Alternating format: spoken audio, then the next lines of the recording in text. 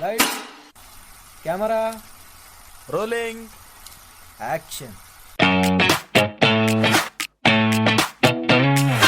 Welcome to my podcast, Let's Talk About Verticals, a place where secrets are spilled, stories unfold, and the mysterious world of verticals is revealed in all its glory. Behind the scenes, oh yes. Exclusive insights, absolutely. Eccentric characters, you bet. So pull up a chair, pour yourself something suspiciously strong, and prepare for a conversation you didn't know you needed. So welcome to the podcast Let's Talk About Verticals. And now, let's talk.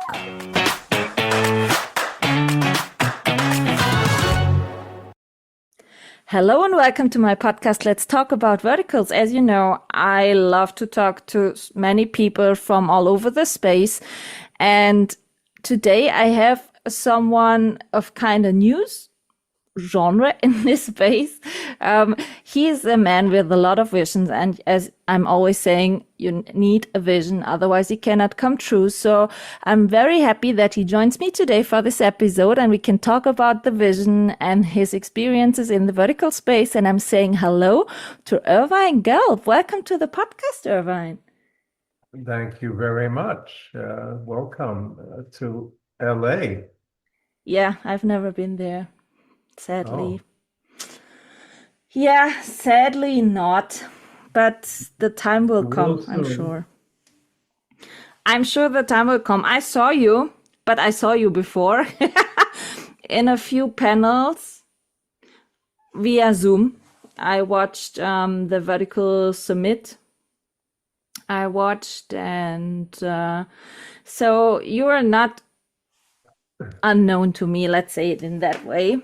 And I invited you because I love your visions. I love the things you talk open and honest about in this vertical space. So I want to discuss them also with you, because I know that you heard a few of the monthly recaps I'm doing with the ladies, that we are talking about what the audience wants, what is happening in this vertical space. And you are based in LA. So let's say you are deep in this.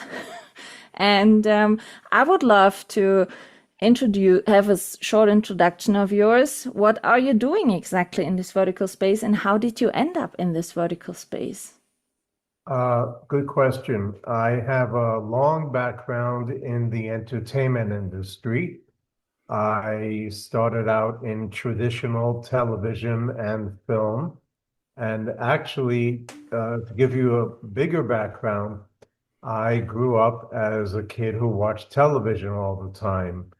I was a latchkey kid. You know what that is? Mm-hmm. Yep. I know. And I know. I watched television. Television was my friend. I watched old movies when I was a kid and TV shows. So I'm a big fan of all forms of entertainment, and started to work in the industry in different aspects, in distribution, licensing, and international business. I worked with the Japanese, with Mitsubishi Trading Company. I started their first office in LA, and then another company in Japan at Wow Wow. It's a TV station, and produced a lot of big movies.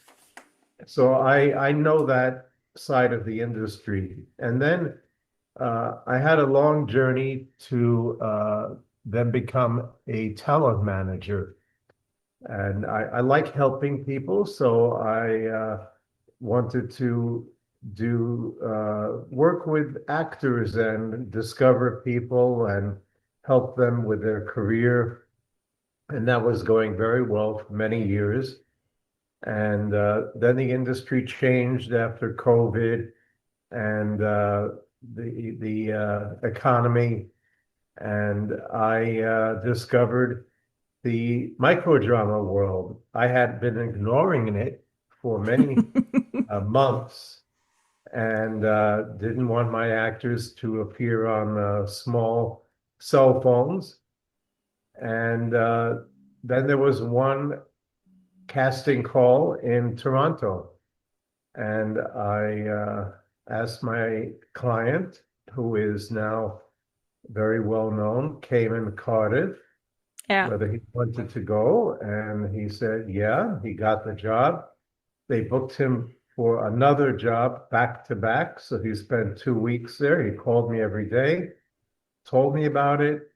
I looked into it and I became hooked. I understood what it could be, where it was going in many different directions. And I've been totally immersed in the vertical, short form, episodic microdrama world for the past 2 years plus.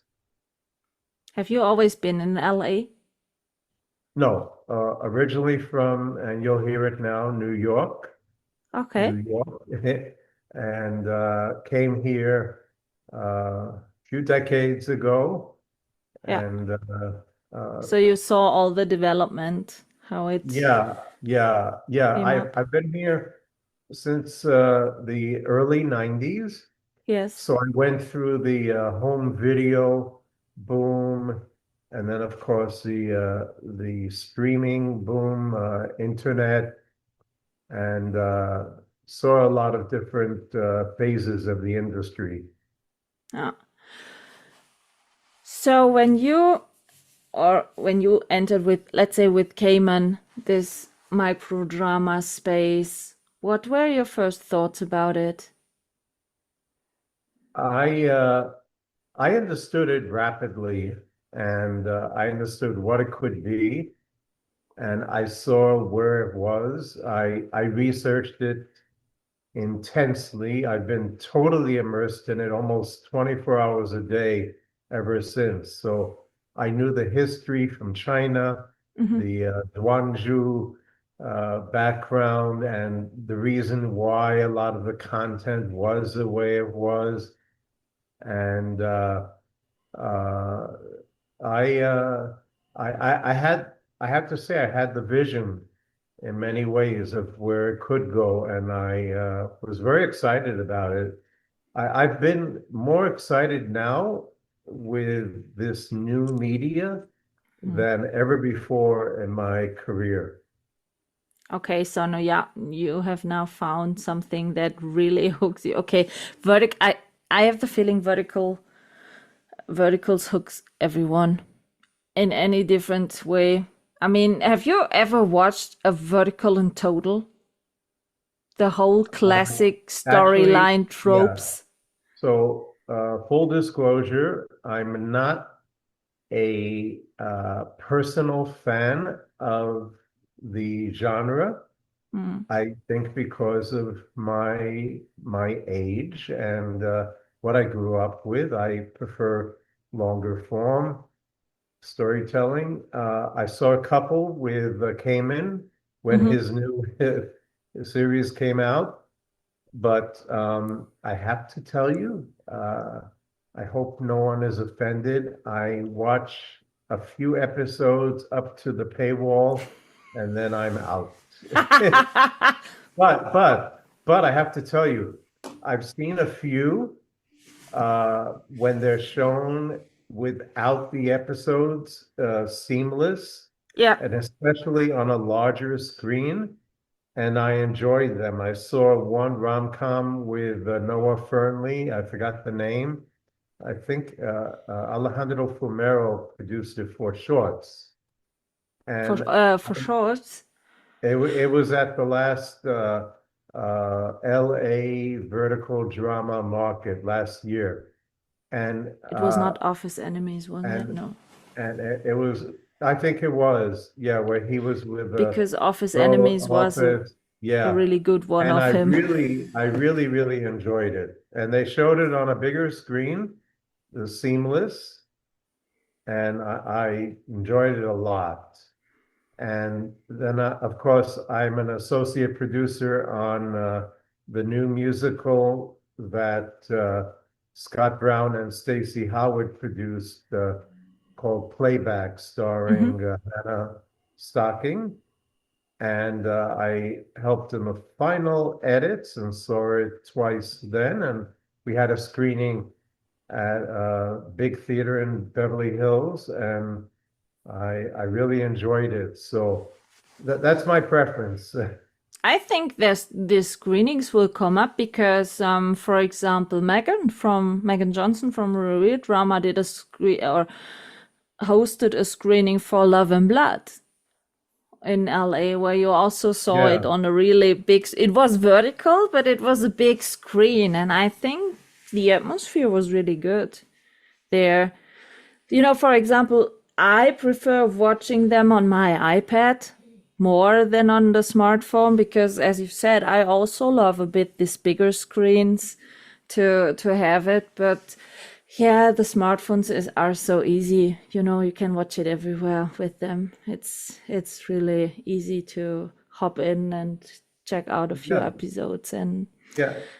And that's a native form of viewing. And I yeah. understand it. That's what micro dramas are basically for, the private viewing. But I have a concept to produce these for many different formats.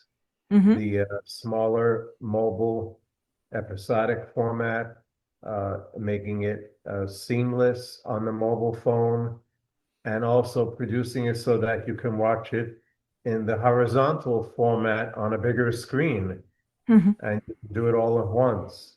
So that's my vision.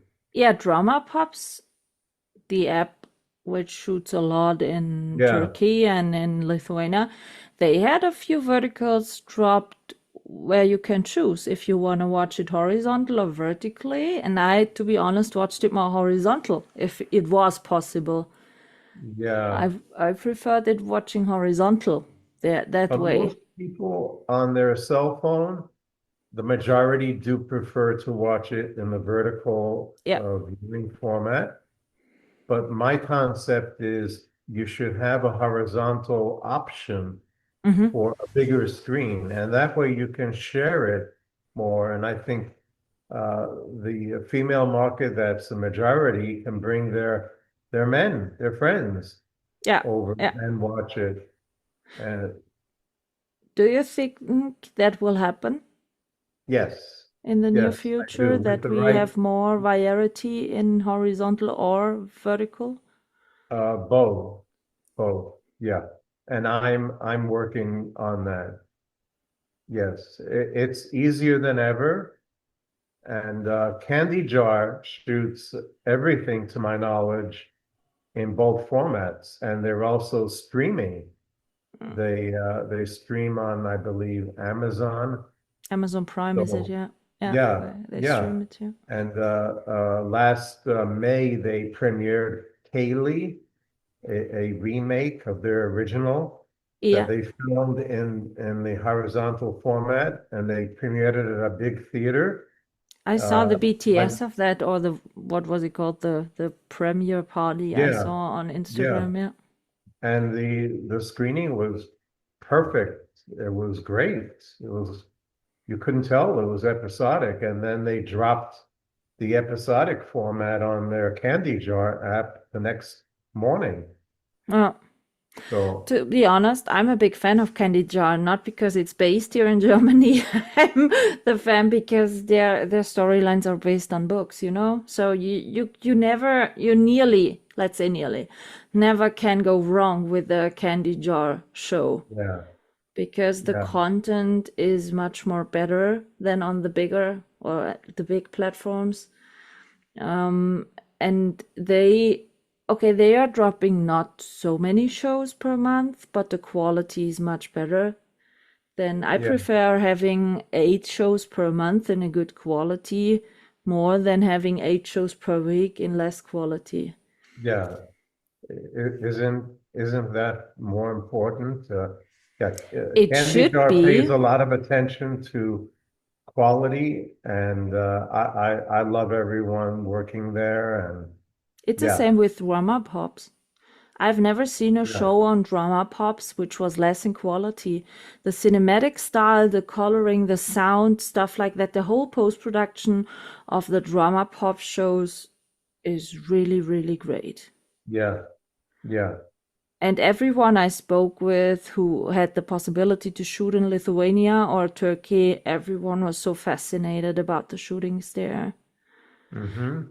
Yesterday I talked to Aaron Oberst, and he shot in Lithuania and in Turkey, and he said, Michaela, you cannot imagine how different it is than shooting in the US. It's more, the big thing is more from the atmosphere and from the motivation to do it in a really good quality is much better than somewhere else. And do you have an idea why this is in that way? Why this is functioning here in Europe? Let's say with Europe's based, it's also the same with my drama. Also European shot mostly and European based platform. Everywhere, I have the feeling everywhere the Europeans are involved, the quality is a bit better. Why? Well, it depends on the platform, the app, the producer, but and their business model. The platforms that depend on building up their user base and do a lot of customer acquisition, work on quantity and quality is a little less important. And then there are those that place a lot of importance on that. A lot of the newcomers are doing that, Gamma Time and Mm. others. So I have that's a whole other discussion. I have very specific theories on that, and that's important for the industry. For me, I'm more than happy to see, as I said, this new pirate vertical, or both pirate verticals. The first one was published on Candy Jar, the second one on My Drama. Every time I have the feeling these smaller platforms are more willing to take risks for new genres. They are more kind of open to listen to the audience, what they want to see, what they want to have in that way. And in my opinion, to be honest, I haven't had a membership on Real Short since more than a half a year now. Because surely they are dropping shows over shows, but I cannot watch them. I cannot watch them. I started watching in summer 2023, and as you know, surely know, mostly of the audience is hooked by a Real Short advertising. So everyone's maybe starts watching at Real Short.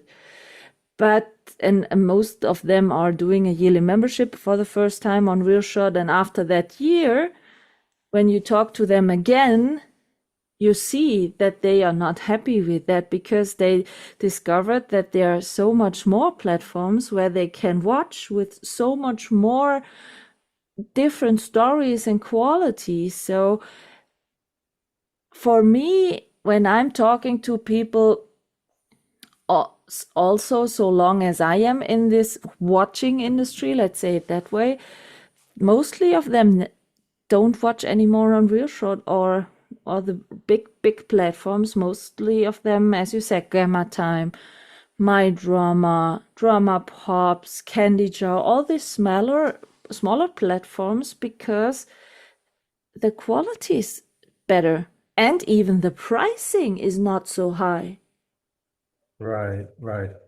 Yeah, a lot of the bigger platforms do test different formats or genres, but from my knowledge, they haven't been as successful as the others.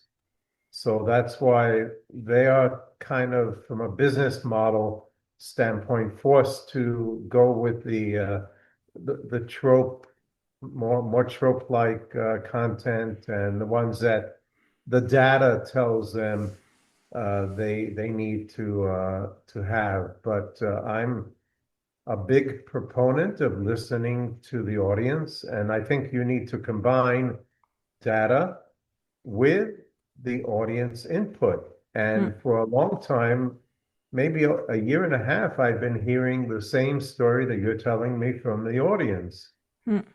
And that's why retention, it keeps diminishing. The audience in one series could drop dramatically starting from the end of the third part of the episode. So by midway, it's maybe a 50% drop. And many of the big platforms have 5, maximum 10% retention at the end. I understand that Gamma Time says they're getting a higher retention, maybe 30%, which is great. Yeah. But that's what's happening. And what the audience told me long time ago is, Irv, I can tell from the first few episodes what this is going to be about. Me same, too. Me too. I call them the clones, the copycats. Yeah. And they're doing it because they think they need to do it. And I hope that they're getting a result, but it doesn't look like it in the long term. Now you have sometimes always the shows. Sometimes they don't even bother to change the name of the characters or the show itself. You know what I mean?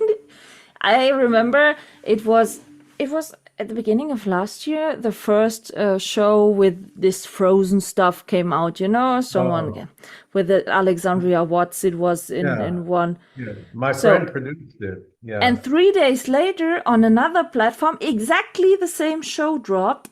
Totally exactly. Yeah. I checked that. They were even saying exactly the same. Oh, well. It was totally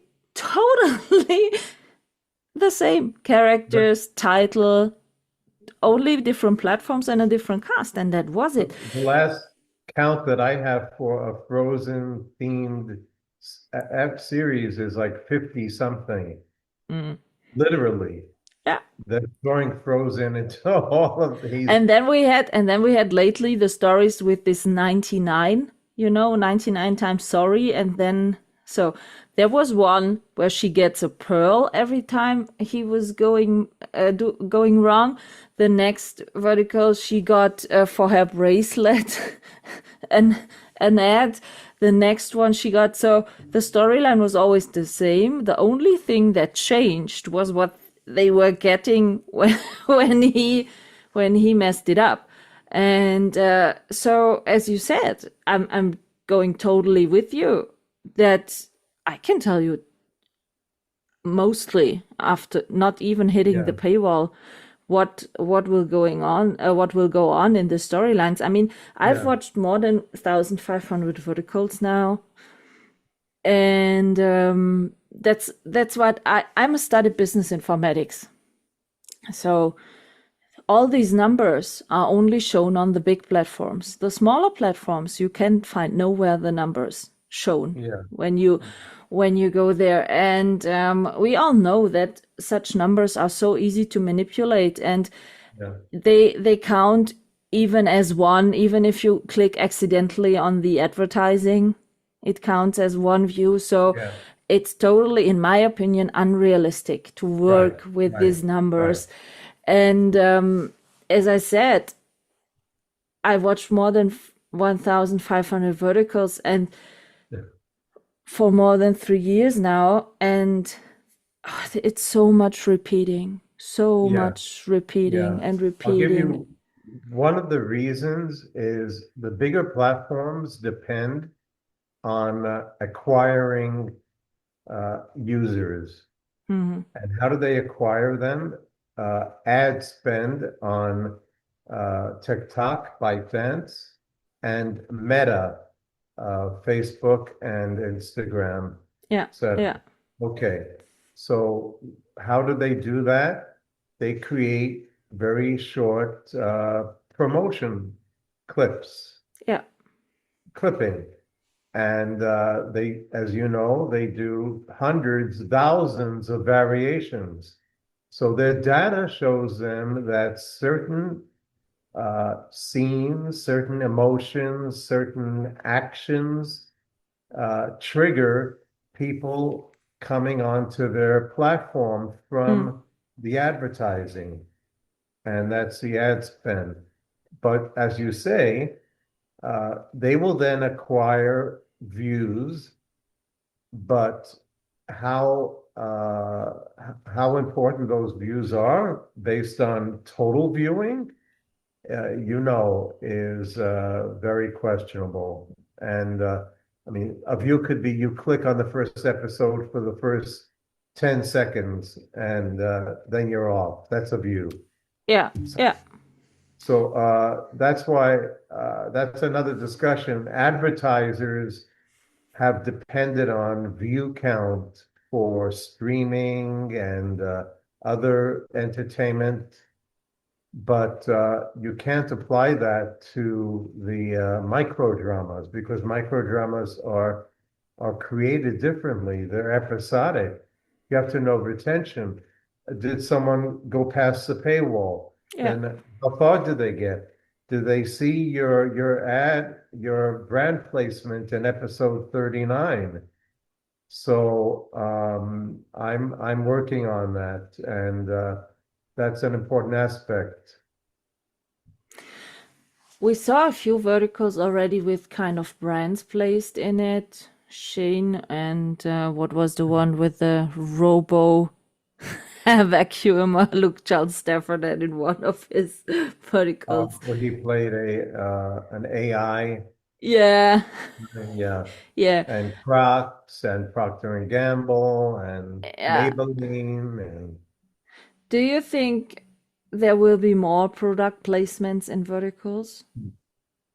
well, I do, and I discovered a man who is an ad tech pioneer for 30 years, and he created a platform called Branded Streams Mm-hmm. that will be a marketplace for content owners, producers, distributors, and brands, advertisers that will standardize the industry. So, where is the industry going? Advertisers, brands need connection to the audience more than ever. How do they do that? The old advertising method of selling, buy this product is over. It's old. You need to connect to the audience. You need to show them that you're entertaining them. They need to be drawn into your content. So they are dying to get into content. And in addition to movies and TV, verticals, mobile centric entertainment is huge and it's growing every day all over the world. So brands want to get in and they're testing the waters, more so in China. China's been doing it for many years now. I'm Okay. not sure how successful. I know they're getting a lot of views because China's a big country. Yeah. Uh, India is now growing into it. I'm working with Japanese companies, but America, of course, is a huge market. And I will tell you frankly, I don't think that any of the companies that came in so far are seeing big results. Sure, you may, if you work with Drama Box or Real Short, you may get a lot of views. But as we said, a view depends on how they saw it. And I don't know if that's converting into product sales or even brand recognition. So creating new shows that integrate brands organically is going to grow bigger and bigger and bigger, and I'm working on that. And brand placement, which now is not too great for the micro dramas because they're afraid of them Hmm. is going to grow, and I know how to do it, and it's a big business, and it will benefit producers because it's added revenue. If you do brand placement, you could get a nice little piece of the budget added on from the involvement of the brand. And if, of course, you produce an entire series with a brand, then that's a good business. So Yeah, yeah, yes, it's yeah. And we growing. both know that the budgets for verticals are not so high. Right, but a brand will pay more for quality, and they don't brands do not want to be next to a show where a pregnant girl gets kicked in the stomach. True. So that's another issue. That's why Procter and Gamble is on a separate. I think it's web-based. I think it's probably app now, but Jonah uh, smartly put it separated from all the other big platforms because Procter and Gamble can't be in that mix. Yeah, true, true. So hopefully it will increase the better storylines, so that Yes, the better storylines are needed to do this branding also. yeah, and not only better storylines, but storylines that the audience will love and enjoy, and it's not selling, selling, selling. A brand can be presenting a show. Years ago, television started that way. General Electric and so many big companies created series. GE Presents, and they were quality shows that people enjoyed. They came out every week, Mm. and that's branding because oh, that's a GE show. It's good. How far does that take you with a GE? A long way. So And that it's not a that's classical where product microdrama. placement in the vertical itself. Right, right. That's another way. Yeah. Yeah, yeah. And I believe that that's going to happen, and I'm working on that. Yeah, I think that would be great. Maybe there could be a bit also an increase in payment, because when I talk to also crew members and stuff like that, we know that Mhm. there is a big payment difference sometimes. For example, for the female lead and the male lead, or the Yeah. female director and the male director in verticals and stuff. So let's hope that this will have a lot of advantages for everyone in this space. So you are now based in LA. I heard recently that all the shootings and stuff in LA gets more and more expensive. That's why a lot of people start shooting in Europe or somewhere else in the US, in Atlanta. We saw lately in, where was it, Kentucky or Kansas, where I Yes, saw Kentucky, the yeah. first shootings and stuff. So what do you think, what is needed for making the shootings in LA more attractive again? Well, a big problem in LA is the permits from the government. It's not only costly, but it's time consuming. And I understand that the city government is working on that. They're trying, and the, hopefully there'll be changes there. There are places in the Los Angeles perimeter that will be a little cheaper up north. You can travel, but you have to travel 45 minutes an hour. That's 2 hours travel a day. Hmm. And with 12-hour days, the turnaround time might not be enough for people to recover. Yeah. So it's an issue. And the entertainment industry as a whole has, in past years, migrated out of Los Angeles. for productions, film, television, all over the world. Canada is huge, Vancouver. Yeah. So it's a continuing problem, and I hope it will be resolved. Um, I don't have a solution. You can't keep reducing cost of labor in order to compensate for the cost of production, renting. So hopefully that will get better.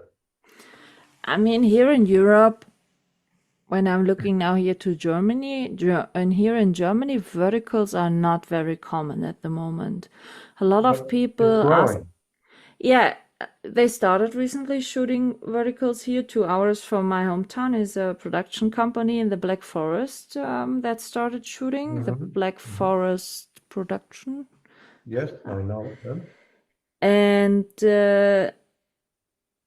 but a lot of people don't even know something about verticals. A lot of people are asking me, "What are you doing with this podcast? Is this about a movie or what is it?" And so I think, for example, let's say here in Germany or nearby Switzerland, I live in the south of Germany, really close to Austria, Switzerland, and somewhere else. You are driving 1 hour in LA and you are still in LA, and I'm driving an hour here and I'm already in Switzerland, for example. So here, I think, or I'm hoping, let's say I'm hoping that this market will grow more and more because I see a huge potential here. But for example, here in Germany, a really big problem is when someone doesn't know what these verticals are and you are even Googling it and you're searching for a German written article on a newspaper or website, you don't find really any informations about that. So I think we are a bit behind all of that, actually. But for example, I think we have here in Germany great shooting locations. We have a lot of castle stuff, and so for example, period pieces, we I we know. could we could shoot here so great in Germany. Yeah. It's the same situation in all over Europe primarily. And it's where America was 2 years ago. Japan also came in late. Japan came in, I think, early last year, and it's now starting to boom. As long as the world is migrating more and more to holding on to their cell phone for everything, entertainment will be seen on the cell phone. And I think that countries in Europe with the German language and Italian, Spanish, French, they need to build up content in their language. Yeah, Also, uh, the largest market in the world, of course, is China. They're half of the world market. The other half is dominated by America, which is half of that. So 25% is the rest of the world. Latin America is already booming. India is booming, East Asia, and other parts of the world are now following and growing. But I think they need to build their local content first to attract people and then start to expand. It's coming. And this yeah, is a good time for anyone in those countries. Japan is creating a lot of content. A lot of companies are coming in, big ones. no. No, I'm curious. As I said, I saw a few BTS from the shootings from this production company in Black Forest. They are doing some dog series, about hospitals. And the German had, here in Germany, there was one classic TV show called Die Schwarzwaldklinik, the Black Forest Clinic, and it was all about being in this big clinic with amount of doctors, and I saw that they are doing a vertical with a lot of doctor storylines in it. So I'm very curious to see that. But the first casting calls here were also that they were looking only for influencers with a huge amount of followers. And I did some acting stuff too here in Germany. And I know one of these casting companies, and I sent them an email and wrote them, "Are you sure want to do it that way? It's not good. Wouldn't it be better to let a few vertical experienced people come over to learn from them, so that we have the chance to increase the quality from the beginning and not starting with trying, you know what I mean, and destroying the market even before it had the chance to grow." So we will see. That's a very good point. What happened in America is the Chinese came and they had 3-4 years experience when they came, and they pretty much taught us, and it helped. And I have a friend who went to Germany and directed, I think 1 or 2. So I think that's a very good point to recommend. When you now look back to the beginnings, what has changed since you are watching it? Well, the audience has matured, and their preferences are more specific. They echoed what you just told me. They don't want to see the same storylines. They want to see better quality. And I think that producers coming into the space now, new platforms that are developing with established entertainment companies and newcomers, they see that they need to fill a niche, that there's a void in the market, and they're trying. So that's great. I see a lot of different new type of genres every month, and it's exciting. We have roundabout more than 200 platforms at the moment. Over 300. Don't tell me it, because my last cent was about 200, and that was already enough for the audience, because I keep count. It's over 300. okay, that's more demotivating. No, because for the audience, that's really hard to catch up with the shows. The memberships are not really cheap. And if you see an advertising for a show and it's only one show on this platform, and then you have to purchase a membership for that one. $25, right? What? $25 to see one show. Yes. For around about a weekly membership. You're spending $200, $300 a month. Yeah, so that it gets more and more harder to catch up with the shows you really want to see, because it's getting more and more a financial problem also for the audience. And for example, Shara TV, which recently dropped. Yep. They want to try something new, but they started. Now they are having it since a few days, but they even started without having free episodes until a paywall. When they started from the beginning, you had to pay directly to see anything of the show. You hadn't even the chance to decide, maybe do I like this show or not. Now they are having a paywall, but they don't have a membership. You have to buy pay the show, and you can watch it as many times as you want. Yeah. But if I'm watching round about 60 verticals per month, if I would have to pay $15 for every show, Yeah. Yeah. Well, you are unique. You're what we call a whale. You know what the whales are? no? You're a whale. A whale, Is that good or bad? it originates from the gaming industry. There are whales and there are minnows. You know what a minnow is? Like a smaller amphibian, a minnow.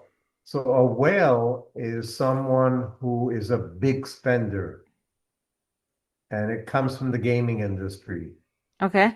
So all the diehard fans of the vertical micro dramas who watch multiples a week, the whole thing, and they're obsessed, and they must watch one series without stopping.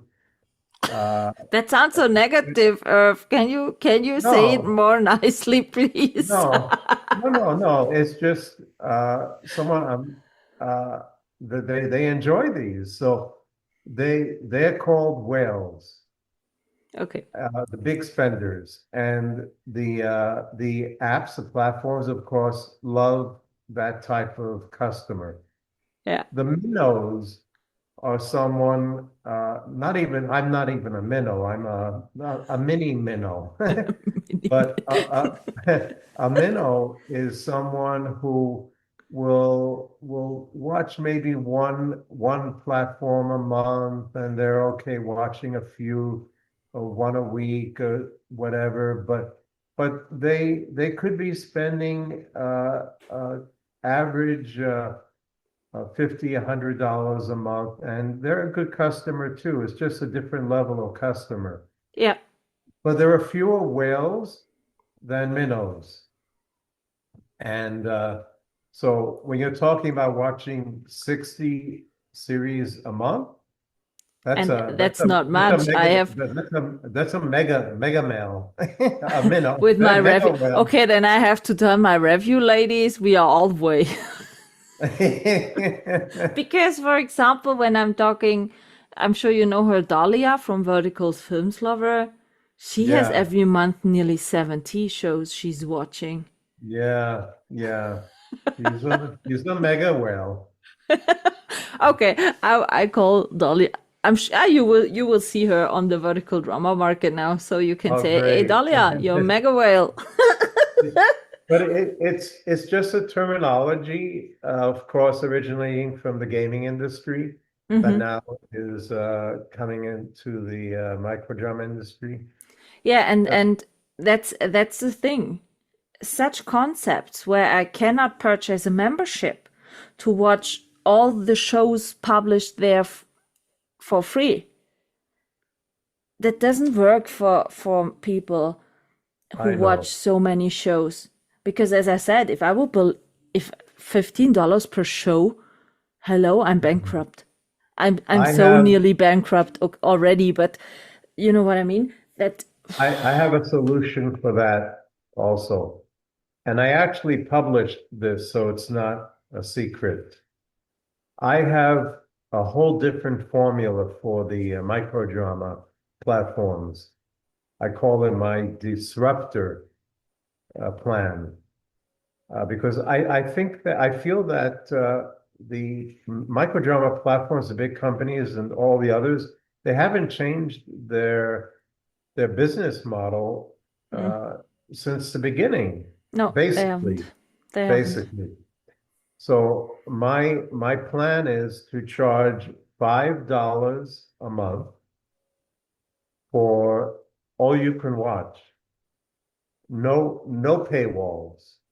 There is some advertising, but minimal.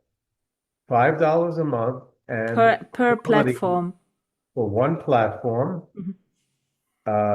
That's all you have to pay. You don't have to pay as you go. That's it, flat fee.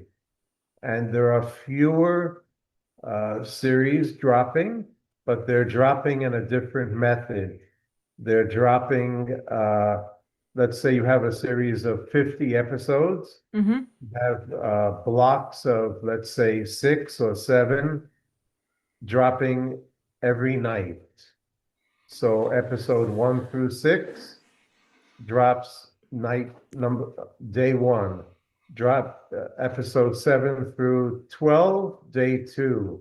Candy So Jar did that first. I'm sorry? When Candy Jar or Galatea former, Uh-huh. they dropped sometimes only a few episodes and uploaded the rest later. But for such as impatient people like I am, that's horror. Yeah, yeah. That's really horror. Because I Well, prefer to watch really from the beginning yeah, till the end, one way through, or I drop out if the story is not good. yeah. But the bundles every day will have a major cliffhanger at the end, so that you're excited to Yeah, watch the next few, and you don't have to pay extra. like a daily soap in the television, isn't it? Exactly, exactly. But it's not a teaser because it's going to be, let's say, 6, and every episode is not the same length. Mm-hmm. That's another thing that hasn't changed. They're all around a minute, minute and a half.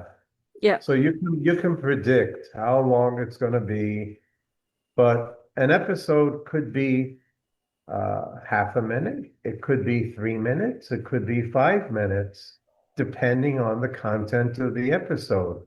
Mm-mm. So if you have 6 episodes, for example, it could be 25 minutes. And if you watch one show's drop every night, that's a nice time to have. You don't have to spend all your time watching a micro drama.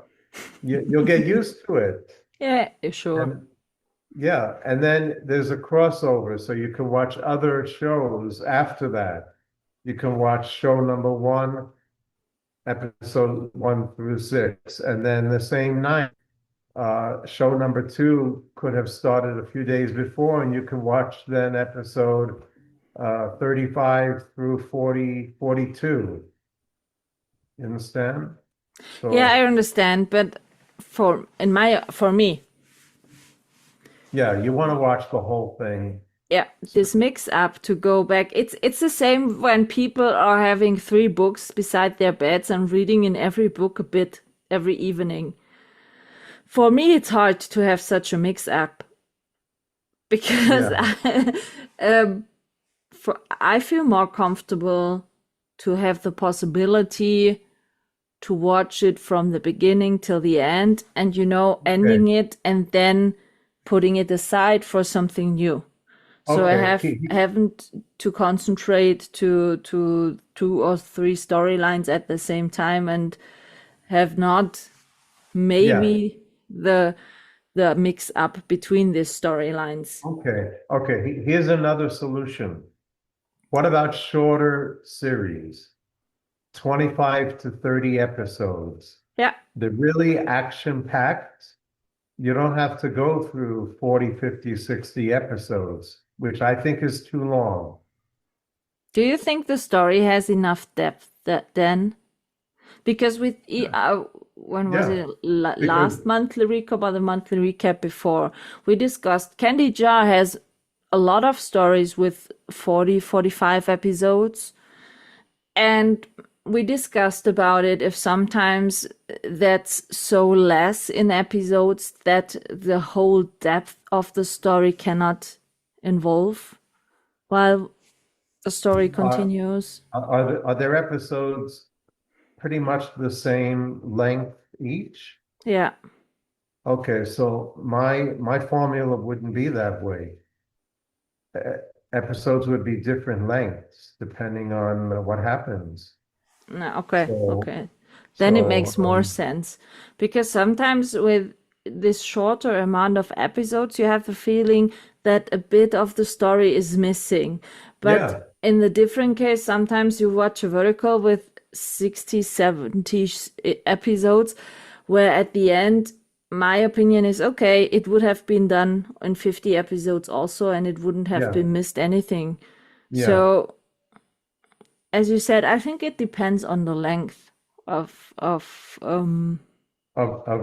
each episode, true. right? And if you have a shorter series, that makes sense. So I again, I will listen to you, and I think that's a good input. Do you think that the platforms are open for such changes? Very reluctant. It's a big disruptor, Yeah. and my entire plan has a lot of different changes. Mm. But I I think that if you do it little by little, or if you have a new platform that comes in with new ideas, people will adapt to it, and if they like it, it will succeed. I have one last question because before I want to ask you this first question quickie. A big theme actually is the AI stuff coming up lately in these verticals. We see a totally the whole AI created stories. Drama Wave recently posted a lot, all around about 30 episodes, but in total, everything is AI created in it. We see Mhm. some verticals where AI is used, but in a good way for maybe werewolf stuff, the shiftings, the special, let's say special effects Mhm. in the storyline. And then recently we saw a lot of AI created advertisings without the permission of the actors. For example, the one advertising with Nick Ritako and Ashley Michelle Grant in it, or Nevin Tomic, was shown in a very borders crossing advertising AI created, which had none to do with the vertical itself. Mhm. And they were shown in sexual scenes and stuff like that, where the actors never agreed to. So, what are your thoughts about this? In my opinion, lately, the last 2 months, coming up more and more AI stuff in the verticals. Yeah, well, the latter example is very separate from all the others. I think that AI is here, and like you said, you can segment it in different uh, ways. Using AI with actors to enhance the scene is great, and it will grow. You need AI in the production processing because it's going to speed up the process and make it more cost effective, and that's growing. AI generated native content with, let's separate it, synthetic human characters. I think there's definitely room for it. For example, if you have like a biblical show and you want to show very unique scenes and people, uh, I think that that could be fun and interesting. Historical content, um, and but it and also sometimes if you have current modern day content that could be different and exciting with synthetic humans, I think there's a place for it. Um, there's a big place for using AI with skinning. Are you familiar with the term skinning? Mm-mm. You've seen the Chinese AI micro dramas with the cats and the dogs and the Yeah, feet, which when I first saw the cats and the dogs, I love dogs, so I said, "Oh, this is so cool," and it's fun to watch. yeah. For us, I don't know if I can watch a lot of them on and on, but Gen Z needs new content.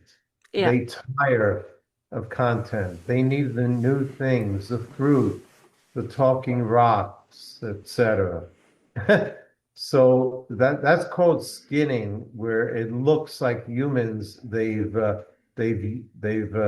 put a layer over the real human characters to portray different inhuman characters. Mm. That said, I think that there needs to be a mix. I think that human beings, the audience, wants to see real humans in content. Mhm. They follow actors. Cayman Cardiff has almost 800,000 followers worldwide, and people follow him from platform to platform because they want to watch him in a show and Yeah. all the others. So that's definitely going to stay and will be big. And I think that people like to see new actors. They're always yearning for the next new star, the new face. So human beings will be what they yearn for and what they want to watch. I think there should be, in my opinion, a mix. I don't know exactly what the mix would be, but I would say maybe 80% human, 20% AI, totally AI. And Mm. the 80% human could be partly using AI backgrounds and special effects, which is great. Yeah, for the werewolf ones, it's fantastic. Yeah, yeah, yeah. And there's a lot you can do with it. So um I I the problem is that a lot of the platforms uh are profit oriented. They report Mm. to investors, to board of directors, and AI generated micro dramas have in recent months been proven to get the same revenue results as the ones with humans, but at I think it's like 20% of the cost, 20 to 30% of the cost. Mm. Yeah. So there's your answer why I think we here in Japan no, in China, sorry, horror stories of actors who were famous in micro dramas now out of work and going back to farm work. Um, that's sad, and I think that it will probably backfire with many of these companies that are moving so quickly into AI. Yeah. And full I think AI then. Yeah. Yeah, so we will see. Usually China's ahead of the world, um, and I don't think it will happen outside of China as quickly. And Mm. I think there should be a mix, majority human and small minority AI, which can always be changed, and you can see different fun things. It makes it exciting. And Yeah, they're true. getting billions of views in China. The dog AI micro dramas and the fruit, billions of views. Of course, it's China, but they're doing well. Pets are always working. Yeah, If I'm thinking about this matrimony vertical where John Henry Richardson has his dog Gucci, that was so adorable. That was so adorable. yeah, Yeah, pets are always working. As yeah, long as they are well treated in the vertical, we saw a few yeah, where they yeah, haven't been well yeah, treated yeah. also. So yeah, we will see. Irv, at the end of every episode, I'm asking everyone, doesn't matter which type in the vertical space, the same 5 questions. First one, I love to cook, and I'm always asking, what's the favorite dish? That I would cook. No, what you love to eat. I don't know. Oh, Can you uh, cook? Are it, you a good it, cook? Yeah, I could be, yeah. But I love Italian food and yeah, Italian, I guess, would be my favorite. Yeah, I totally understand. From here, it's only a 4 hours car drive, and I'm in Italy. And I love Italian food. We have a lot of Italian restaurants here because a lot of Italian guest workers were here in the 60s and 70s. So Yeah, yeah, I know. a I, lot lo- I of, I love Wiener Schnitzel, which is more Austrian, but yeah, yeah, my uh, mom is from Austria. yeah, She's yeah, Austrian. And the good Wiener Schnitzel, you cannot yeah. you cannot decline. I know. Second one, do you have any comfort movie you love to watch? Because I don't know, childhood memories or a movie where you have special memories with? Citizen Kane, you know that I it heard about it. What's the it story? it has been the number one favorite top movie of all time. It's from the 1930s with Orson Welles, and it was a groundbreaking movie in black and white. Yeah. And Rocky, I think, is one the original Rocky. I think is one of the best, well formed movies with every element that really hits it. And there are a lot. I'm a big movie fan. What was the latest movie you watched in a cinema? I don't remember. I don't go to theaters much. The Yep. last one I saw on a big screen was Playback, my micro drama. Yeah, why not? Yeah, Why not? and it was good. Everything changes, even the screen. So Yeah, what type of music do you like, Irv? I love classical now. When I love all types of music, but classical will put me in a good mood and calm me down. I have a very hectic day. I'm always working, always thinking, so that really puts me in a different feeling and mood. So you told me that you haven't really watched the vertical from the beginning till the end now. But let me ask you then in that way, what type of vertical you possibly love to watch? What type of storylines are you Yeah, in?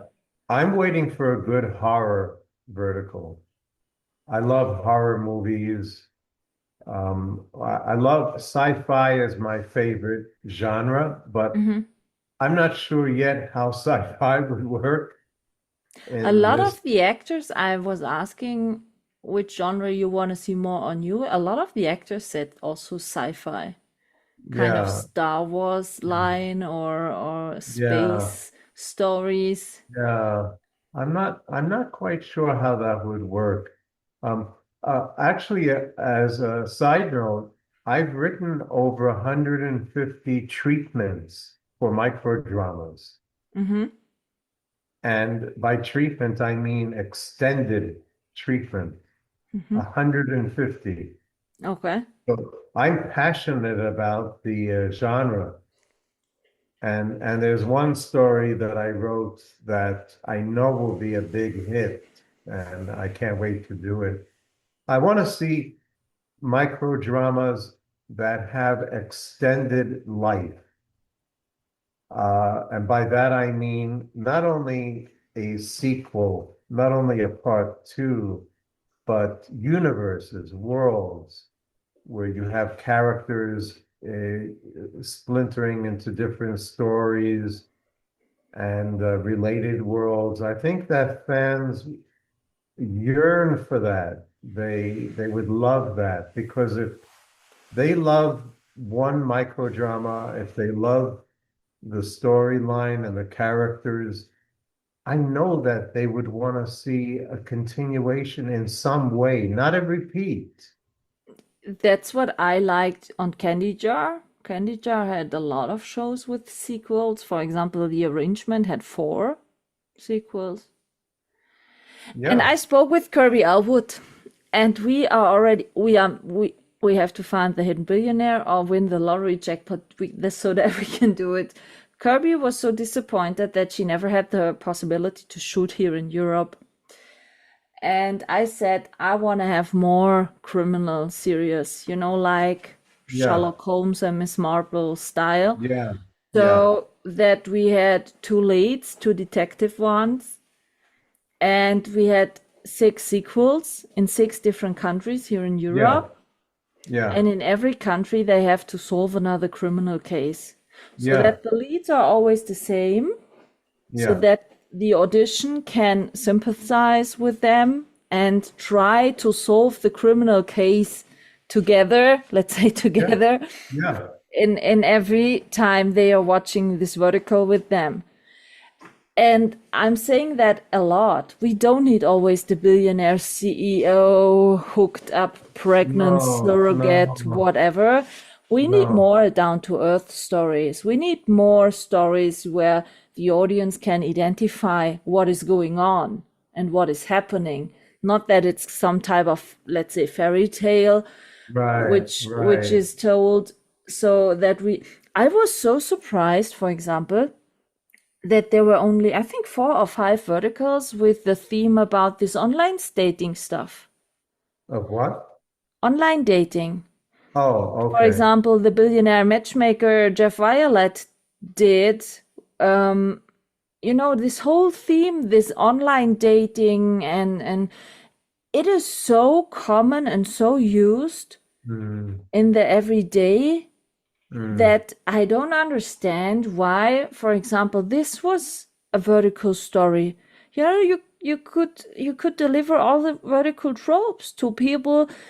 They are knowing each other on the platform, and maybe they run accidentally into another without knowing it in a real life, and then so yeah, that and that would be such a more realistic story. yeah, and not only that, but stories about people who aren't only in their 20s or early 30s, people who are in their late 30s, 40s, Yeah, or 50s, who are still yeah, living and yeah, still doing life. And that would be attractive to younger generations as well if you connect with them, yeah, because it's the same storyline. We all have the same emotions. yeah. True, And true. also there's an older audience that's yearning for that. Yeah. And more badass women. Oh, Uh, yes. there's definitely there's so much. They're all in my 150 treatments, and So my hope is in you, Irv. yeah, yeah. Let's talk after this. Really, I really enjoyed this talk. You know, I'm always saying we need. I had so many ideas for stories. I pitched one with Teak Sadhana about my real life because my real life is better than any vertical story. I can tell you that. I had a brain surgery with memory loss, cheating in that time, everything, everything. But it was my real life, or it is my real life. Wow, wow. And I could deliver so many vertical tropes, I could tell you. And I spoke when I recorded with Teague Sadhana from New York, the actor. I spoke about it with him about that, and I said, "Listen, what about this typical storylines like Scrubs had? This hospital series where you can sympathize with the doctor because." Sorry for saying that so many people have their own package to carry every day in their Mhm. everyday life, going to hospital, illnesses. I want to see a partnership where the partners are backing up each other, not that someone is ill or whatever, and mostly the husband is cheating them and stuff like that. I had missed exceptional for a few storylines. So often the storylines where you see that the husband is backing up his wife and standing up for this wife.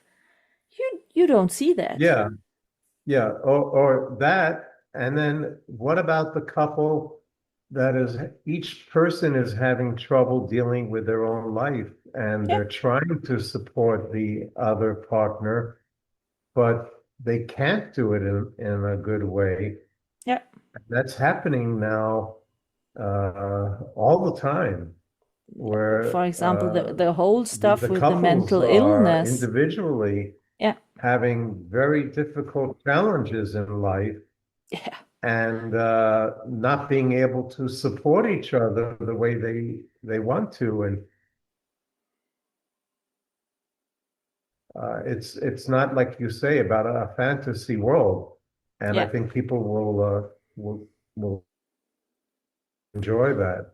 Yeah, we need more a bit down to earth stories where the audience can identify with, you know? Also with kind of an happy end so that they see, okay, they can fight for each other, they can stand up for each other. It can get good in the end. It doesn't ever have Oh this yeah. one that the man is cheating then, that this and this will happen then.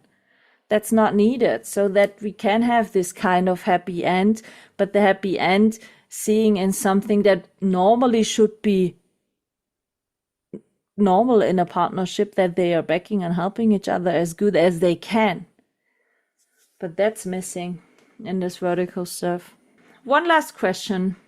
What are your wishes for this vertical industry? I have a lot of wishes.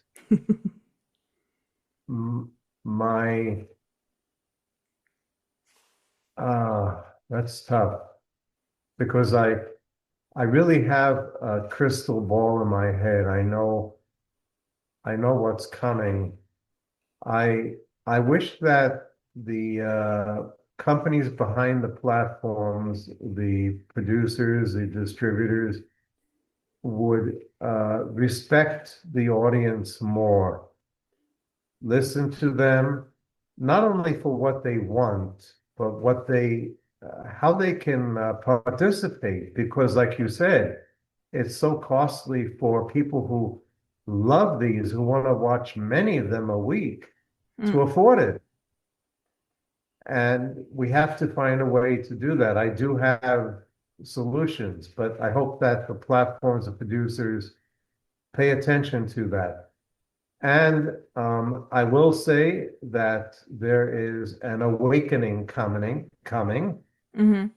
because if you watch what's happening, the main companies that control the ad and the customer acquisition are TikTok, ByteDance, Yeah, and Meta with Facebook and Instagram. That's where that's where all the big platforms apps are spending money to yeah, their customer acquisition. And they're doing a lot of it. And the statistics are that they're spending 5 to 10 times more on customer acquisition costs than they're getting in revenue. Okay, so that's a formula business model that can't continue for long. yeah, And now the gatekeepers of all this advertising, customer acquisition, ByteDance, TikTok with Pine Drama, and Meta with Facebook, Instagram, and Instagram is starting their own micro drama type of platform. Uh, they own that distribution network. And if they have their own content, what do you think is going to happen? So all these platforms that have been overspending with these companies are now going to compete with the same companies that are now showing their own content on their delivery system. Let that sink in.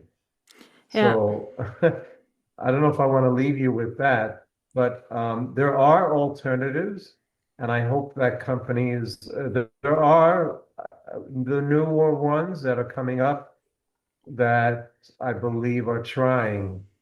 Yeah, we And will see. there's definitely a, yeah, yeah. You know, I just want more comfort to watch. You know what I mean? It's so simple. Yeah, yeah. You don't want to you don't want the platforms to look at you as if you're stupid. That's You it. don't you want respect. You want them to connect with you. You want them to show you content, entertainment that you enjoy, that inspires you, that gives you escape, that motivates you, that gives you hope, Yeah. that connects you with emotions and everything that we all need in entertainment. And yes, I hope for that. I don't see that coming with a lot of the big platforms, but I know that there are many who are trying to do that. Yeah, so we will see. Maybe we will have to talk in 1 year again. What happened? Okay? Yeah, I like to do it sooner than that. We Maybe can in do it half a year. anytime. Maybe we can talk again at the Yeah, end of the yeah, year. with other people. Yeah, Yeah, true. let's True. have a group. I enjoy always I think doing like you these have the groups group of with fans. my ladies, to be honest, because it's so I love many it. point of I love views, it. you know, so many different I love it. opinions. You have But in different the end, countries. it's You have, mostly often the same.